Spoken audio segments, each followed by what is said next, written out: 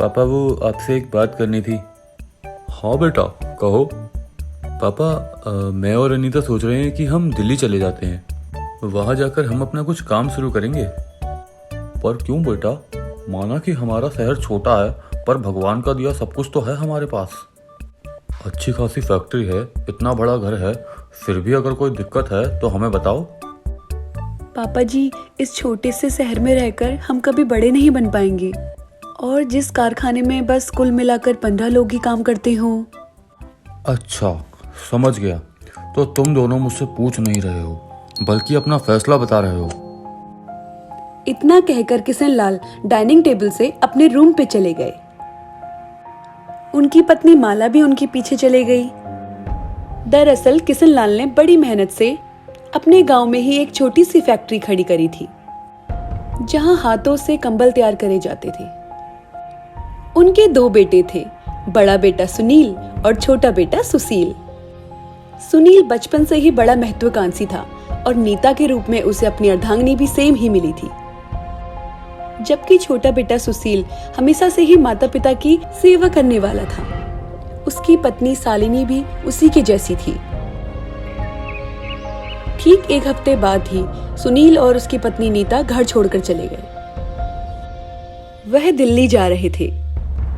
मजबूरन किशन लाल को अपनी आधी संपत्ति बेचकर सुनील के नाम करनी पड़ी, जिसके चलते उनकी फैक्ट्री पहले से भी छोटी रह गई। फिर एक दिन, बेटा सुशील।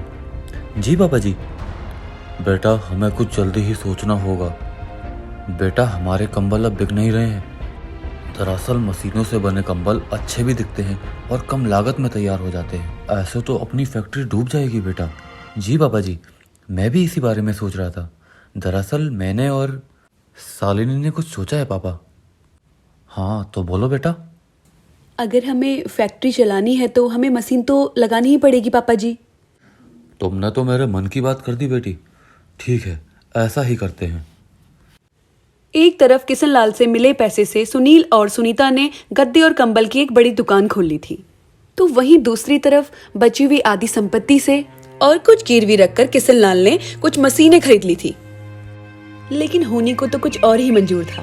अभी किशन लाल की फैक्ट्री ने रफ्तार पकड़ी ही थी कि एक दिन आग ने सबको जलाकर खाक कर दिया। घर गिरवी था, इसलिए बैंक वालों ने घर से कुछ लेने नहीं दिया। किशन लाल और सुशील अपने परिवार के साथ सड़क पर आ गए। उस रात भयानक ठंड थी। वो रात उन तीनों ने ठिठुरते हुए गुजारी। फिर अगले दिन, सुनिए, हमें कुछ तो करना पड़ेगा। क्या करूं शालिनी, अपना सब बर्बाद हो गया। ना फैक्ट्री रही, ना घर। मेरी बदकिस्मती तो देखो, अपने हाथों से कंबल बनाने वाले के पास अपने परिवार के लिए ठंड से बचने के लिए ना ही कोई कंबल है, ना ही कोई रजाई। कोई बात नहीं, अगर हम भैया भाभी से जाकर बात करें तो? मैं जानता हूँ भैया को, वो मदद नहीं करेंगे। वो आप मुझ पर छोड़ दीजिए, मैं जाकर भाभी से बात करती हूँ। अब तो बस उन्हीं से उम्मीद है। और फिर शालिनी बस पकड़कर तुरंत दिल्ली चली गई। वहां जाकर सुनील और नीता की तरक्की देखकर शालिनी को बहुत खुशी हुई, लेकिन शालिनी को वहां देखकर नीता को बिल्कुल भी खुशी नहीं हुई। अरे शालिनी, तुम यहाँ कैसे?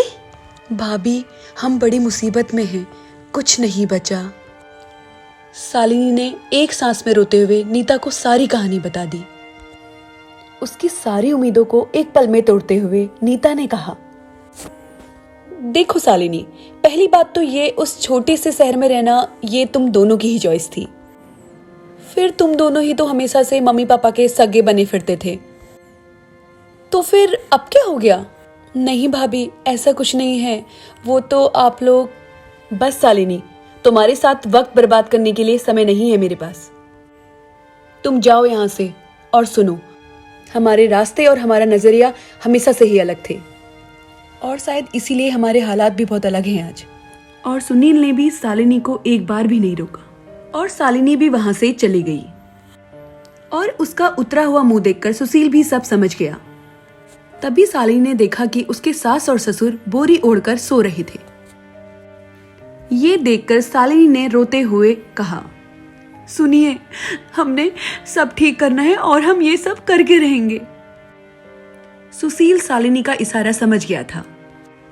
दोनों ने मिलकर बस स्टैंड के पीछे एक झोपड़ी बना ली। झोपड़ी टूटी फूटी लकड़ी और बोरियों से बनी हुई थी। ईंटों का चूल्हा बनाकर शालिनी उसमें खाना बनाने लगी। फिर अगले ही दिन से सुनील अनाज मंडी में बोरी उठाने का काम करने लगा। फिर मजदूरी से मिले पैसों से वो 2 कंबल किराए पे लेकर आया। कंबल बहुत सस्ते मिले थे, इसलिए उसमें से बहुत बदबू भी आ रही थी। उनको ओढ़कर सोना बहुत ही मुश्किल था। तभी उसके मन में एक ख्याल आया, अजी सुनो, मैं ना सबके कंबल धोया करूंगी। ये क्या बोल रही हो? ये तो बड़ा ही मुश्किल काम है। तभी तो मैंने सोच लिया है, मैं यही काम करूंगी। शालिनी नदी पर गई और उसने वहां टेंट वाले कंबल रगड़ रगड़ कर धोए, जिससे उनकी शक्ल ही चेंज हो गई। शालिनी ने झोपड़ी के पास ही एक तार बांधा और उस पर कंबल सुखाना शुरू कर दिया और एक कागज पर लिखकर टांग दिया कि कंबल धुलवाइए। कंबल धोना वाकई बहुत मुश्किल काम था, इसलिए लोग आने लगे और अपने कंबल शालिनी से धुलवाने लगे। उनको इतना काम मिलने लगा कि सुशील अपना काम छोड़कर शालिनी के साथ ही काम करने लगा। कुछ पैसे जुड़े तो शालिनी ने 10 कंबल खरीद लिए और फिर उन्हें शादी जैसे फंक्शन पे किराए पे देने लगी। कंबल एकदम साफ और खुशबूदार थे, इसलिए उसके कंबल हाथों हाथ किराए पे लगने लगे। फिर कुछ दिनों के बाद, पापा जी, आपकी पहचान में कोई ऐसा है जो हमें कंबल बनाने की मशीन किस्तों में दिलवा सके? हाँ बेटा, मेरा एक दोस्त है जो ऐसा कर सकता है। फिर शालिनी और किशनलाल गुजरात पहुंचे, जहां वो हीरालाल से मिले, जो कि किशनलाल के पुराने दोस्त थे। हीरालाल ने दोस्ती निभाई और शालिनी को 2 मशीन दिलवा दी।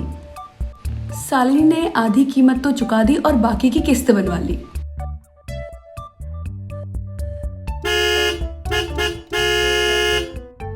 फिर वापस लौटकर उसने एक छोटा सा गोदाम किराए पर लिया और फिर वो सुशील के साथ मिलकर पूरी मेहनत से वहां कंबल बनाने लगी।